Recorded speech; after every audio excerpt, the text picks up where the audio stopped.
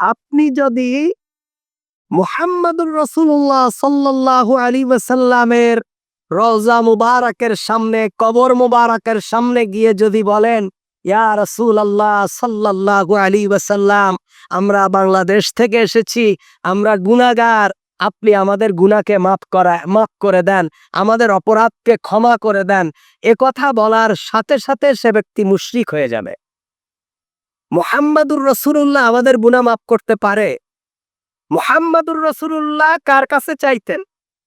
আল্লাহর কাছে চাইতেন।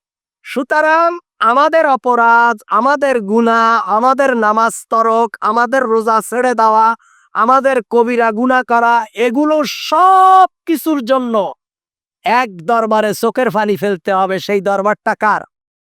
আল্লাহর দরবার। এই এক দরবার ছাড়া আর কোন দরবারে গেলে আপনি পরকালীন জীবনে, কবরের জীবনে আপনি আর শান্তি পাবেন না।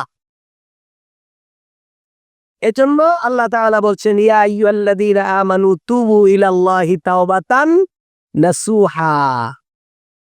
আল্লাহ, আপনি দুনিয়ায় কোনো ব্যাপারে একজনকে মেরেছেন, আপনি তার কাছে ক্ষমা চাইতে পারবেন যে ভাই আপনি আমাকে মাফ করে দেন। একজনের কাছে টাকা নিয়েছেন, টাকা দিচ্ছেন না, আপনি তাকে বলতে পারেন ভাই আমি টাকা দিতে পারছি না, আপনি আমাকে মাফ করে দেন। কিন্তু আপনার গুনাহের জন্য, আপনার অপরাধের জন্য একটা দরবারে চাইতে হবে। এছাড়া দুনিয়ার আর কারো কাছে চাইলে আপনার সেই আশা পূরণ হবে না, আপনার গুনাহ মাফ হবে না। এটা হলো ঈমান। এটা মনে রাখবে। একটা মাত্র জায়গা আপনি চাওয়ার জন্য আপনি মসজিদে আসতে পারবেন।